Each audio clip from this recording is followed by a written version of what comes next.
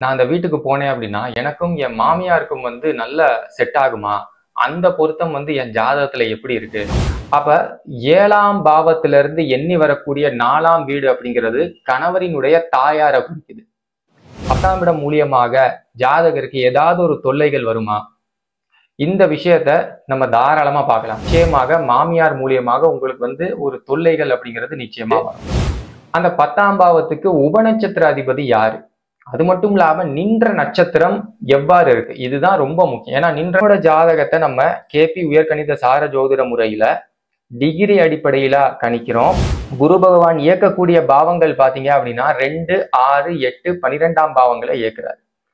அப்ப நான் முதல்ல சொல்லியிருக்கேன், இந்த 6, 8, 12 வந்துச்சு அப்படின்னா நிச்சயமாக அந்த இடத்துல கருத்து வேறுபாடுகள் அல்லது ஒரு திருமணமான கொஞ்ச காலத்திலேயே மாமியார் மூலியமாக நிறைய தொல்லைகள் வந்து சந்திச்சிருக்காங்க இந்த பொண்ணு. காரக கிரகம் ஏன் சார் செவ்வாயும் பாருங்க 12ஆம் பாவத்துக்கு செவ்வாய் வந்து சுக்கிரனினுடைய சாரத்துல இருந்து ராகு முற்றிலும் ஒற்றைப்படையா வருது 3, 5, 9. அப்ப கணவர் வந்து நிச்சயமாக இந்த பெண்ணை வந்து சப்போர்ட் பண்ணுவார் அல்லது நல்லபடியா தான் பாத்துக்குவார். ஸ்ரீமதே ராமானுஜாய ஏறார் வைகாசி விசாகத்தின் நேற்றத்தை பாரோர் அறிய பகர்கின்றேன் சீராரும் வேதம் தமிழ் செய்த மையன் எழில் குருகை நாதன் அவதரித்த நாள் அனைவருக்கும் என் பணிவான வணக்கம். நான் மதுரையிலிருந்து ஜோதிட சுந்தரராஜன் பேசுறேங்க. இப்ப நிறைய பெண்கள் திருமணத்துக்கு பொருத்தம் பார்க்கும்போது கேட்கக்கூடிய முக்கியமான கேள்வி என்ன அப்படின்னா, சார் எனக்கும் என்னுடைய வருங்கால கணவருக்கும் பொருத்தம் பார்த்துட்டீங்க, அதே மாதிரி நான் அந்த வீட்டுக்கு போனேன் அப்படின்னா எனக்கும் என் மாமியாருக்கும் வந்து நல்ல செட் ஆகுமா? அந்த பொருத்தம் வந்து என் ஜாதகத்துல எப்படி இருக்கு? அதை கொஞ்சம் பார்த்து சொல்லுங்க அப்படிங்கிறாங்க. ஏன் அப்படின்னா, ஏன்னா மாமியாரால ஏதாவது ஒரு தொல்லைகளோ அல்லது ஒரு அசௌகரிய ஒரு இக்கட்டான ஒரு சூழலோ ஏற்படுமா அப்படிங்கிறதுக்கு அவங்களுடைய ஒரு பயமா இருக்கு. அப்ப இதெல்லாம் வந்து எப்படி சார் ஒருவருடைய ஜாதகத்துல தெரியுமா, பார்க்கலாமா அப்படின்னா நிச்சயமா பார்க்கலாம் சார். முதல்ல லக்னம் அப்படிங்கிறது ஜாதகரினுடைய தன்மையை குறிக்குது. அப்ப 7ஆம் இடம் அப்படிங்கிறது வரக்கூடிய அதாவது வருங்கால கணவரினுடைய ஸ்தானத்தை வந்து குறிக்குது. ஏன்னா திருமண ஸ்தானம் அப்படின்னு சொல்றோம் இல்லையா, அதான் அந்த 7ஆம் பாவம். அப்ப 7ஆம் பாவத்திலிருந்து எண்ணி வரக்கூடிய 4ஆம் வீடு அப்படிங்கிறது கணவரினுடைய தாயாரை குறிக்குது. அப்ப 7ஆம் இடம் அப்படிங்கிறது கணவர் அப்படின்னா 7ல இருந்து எண்ணி வரக்கூடிய 4ஆம் இடம் 10ஆம் இடமா போயிருது. அப்ப அந்த 10ஆம் வீடு அல்லது 10ஆம் பாவம் அப்படிங்கிறது கணவரினுடைய தாயார், ஜாதகருக்கு மாமியார் அப்படிங்கிற மாதிரி நம்ம எடுக்கிறது இந்த விஷயத்துல. அப்ப ஒரு பொண்ணோட ஜாதகத்துல 10ஆம் இடம் அப்படிங்கிறது எந்த அளவுக்கு வலுவா இருக்கு, அதே நேரத்துல அந்த 10ஆம் இடம் மூலியமாக ஜாதகருக்கு ஏதாவது ஒரு தொல்லைகள் வருமா? இந்த விஷயத்த நம்ம தாராளமா பார்க்கலாம் சார். இந்த விஷயத்த நம்ம தாராளமா பார்த்துட்டு 10ஆம் இடம் அப்படிங்கிறது 8, 12ஆம் பாவத்தினுடைய ஒரு தொடர்பு இருந்துச்சுன்னா நம்ம டைரக்டா சொல்லிடலாம், மேடம் பாருங்க நீங்க வந்து திருமணம் செஞ்சீங்க அப்படின்னா கூட்டு குடும்பமா இருக்காதீங்க. அப்படி இருந்தீங்க அப்படின்னா நிச்சயமாக மாமியார் மூலியமாக உங்களுக்கு வந்து ஒரு தொல்லைகள் அப்படிங்கிறது நிச்சயமா வரும். இது வந்து அடிப்படை விதிங்க. இதுதான் விதி ஆக்சுவலா. அப்ப இது வந்து பாத்துக்கிட்டீங்க அப்படின்னா நம்ம உயர்கணித கேபி உயர்கணித சார ஜோதிட முறையில ஒரு ஜாதகத்தை டிகிரி அடிப்படையில கணிச்சு அந்த 10ஆம் பாவத்துக்கு உபநட்சத்திர அதிபதி யாரு, அது மட்டும் இல்லாம நின்ற நட்சத்திரம் எவ்வாறு இருக்கு, இதுதான் ரொம்ப முக்கியம். ஏன்னா நின்ற நட்சத்திரம் அப்படிங்கிறதா அந்த சம்பவம் அப்படிங்கிற மாதிரி நம்ம சொல்லுவோம். சரிங்களா? அப்ப இந்த மாதிரியான விஷயங்களை ஒரு உதாரண ஜாதகத்தோட உங்களுக்கு நான் எக்ஸ்பிளைன் பண்றேன். அப்படியே இந்த வீடியோ வந்து பார்த்துக்கிட்டே வாங்க. இப்ப பாருங்க உங்க ஸ்கிரீன்ல ஒரு உதாரண ஜாதகம் வந்து காமிக்கப்படும். இது வந்து பாத்துக்கிட்டீங்க அப்படின்னா ஒரு பெண்ணோட ஜாதகம். இந்த பெண்ணுக்கு வந்து திருமணம் ஆயிடுச்சு.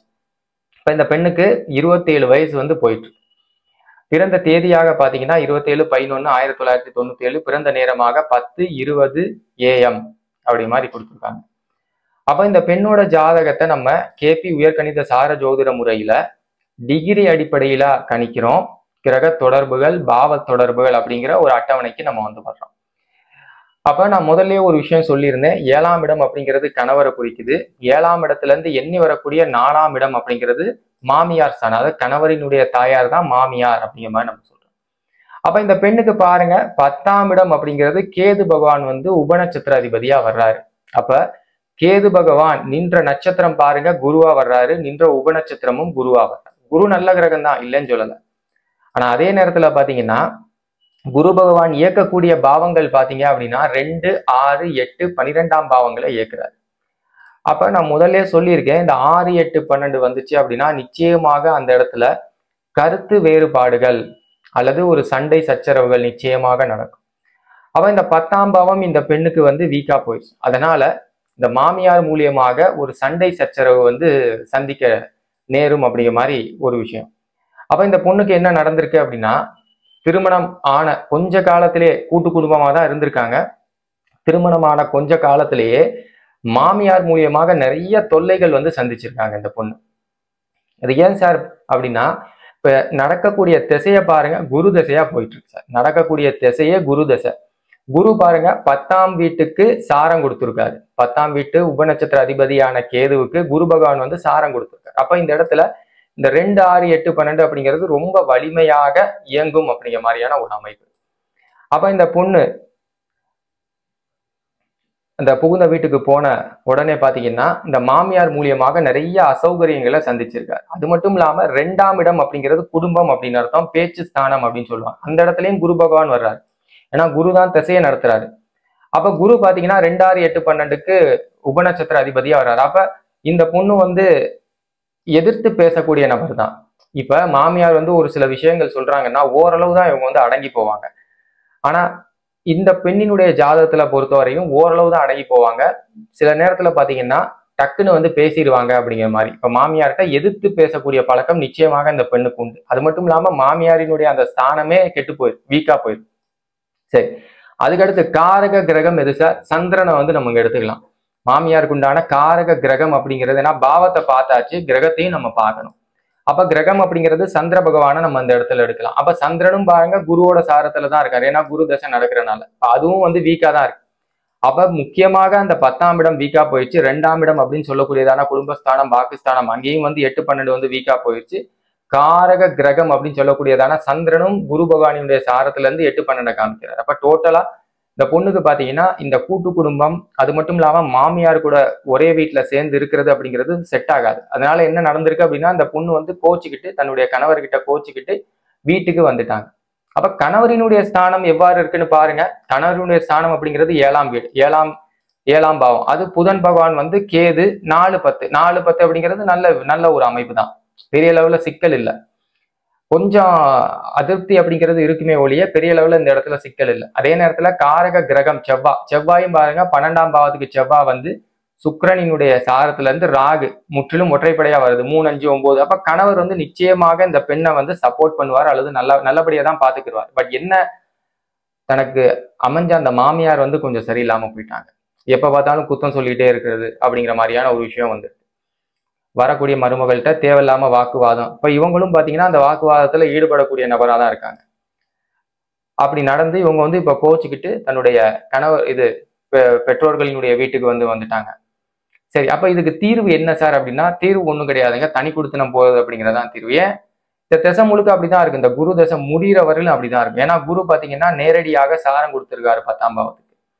அப்ப இதுக்குண்டான தீர்வு வந்து அதுதான். சரி அப்படின்னு சொல்லி அந்த பொண்ணுக்கு வந்து சமாதானம் சொல்லி நம்ம அனுப்பிச்சு விட்டோம். அதுக்கடுத்து பாத்தீங்கன்னா இந்த மாதிரியான அமைப்புகள் வந்து ஜாதகத்துல நம்ம எளிமையாக பார்க்கலாம் அப்படிங்கிறதுக்கு தான் இந்த உதாரண வீடியோ வந்து நான் பதிவிட்டிருக்கேன்.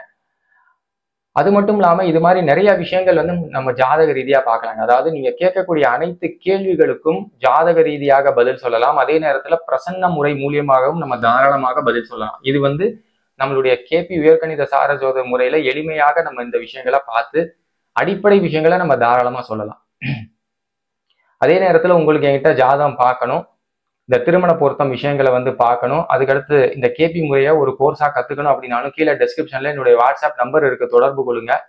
அதே மாதிரி உங்களுக்கு இந்த வீடியோ பிடிச்சிருந்துச்சுன்னா லைக் பண்ணுங்க, ஷேர் பண்ணுங்க, கமெண்ட் பண்ணுங்க. மீண்டும் நல்ல ஒரு பதிவுல உங்களை சந்திக்கிறேன். நன்றி, வணக்கம், வாழ்க வளமுடன். ஸ்ரீமதே ராமானுஜாய.